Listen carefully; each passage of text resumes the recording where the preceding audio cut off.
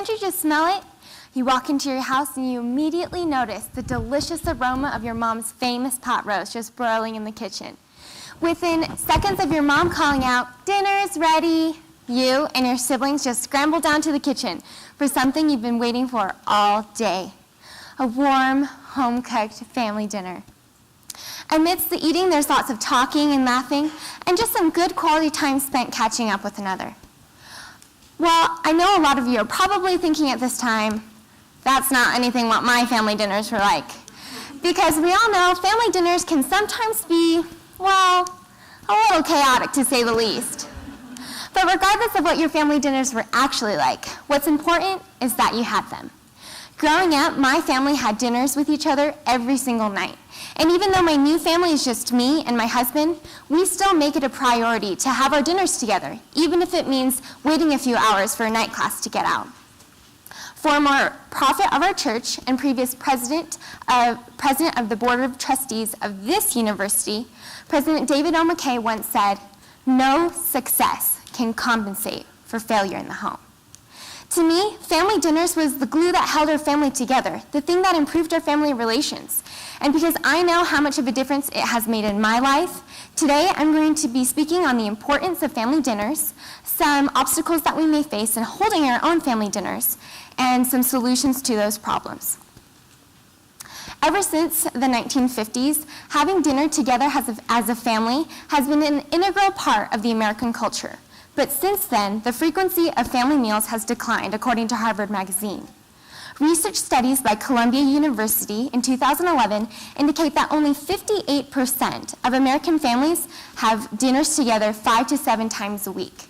Their studies further indicated that compared to those kids who had 5 to 7 family meals per week, those that had less than 3 family meals per week were 4 times more likely to use tobacco, 2 times more likely to drink alcohol, 2.5 times more likely to use marijuana, and 4 times more likely to say, "Yeah, I expect to use drugs in the future."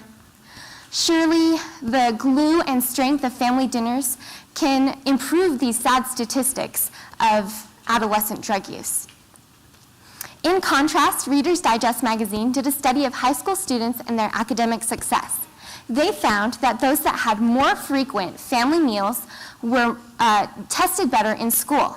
This was because those that were immersed in mealtime conversations since their youth had developed larger vocabularies and more advanced communication skills.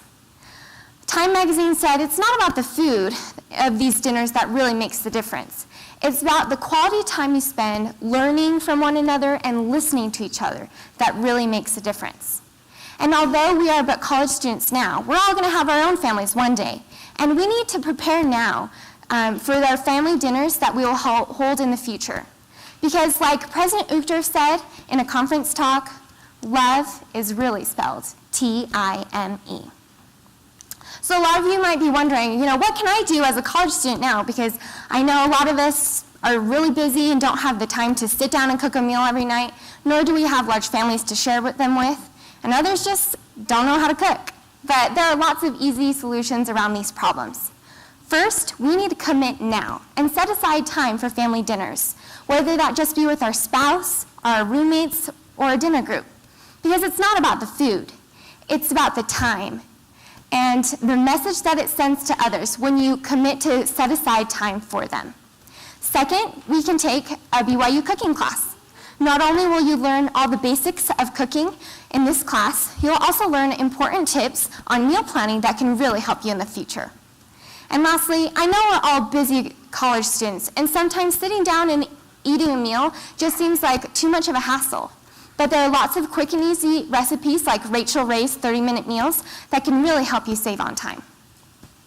In conclusion, I know that having consistent family dinners can act as the glue that holds our families together, that can help us improve our family relationships so that we can avoid the pernicious evils that destroy so many families today.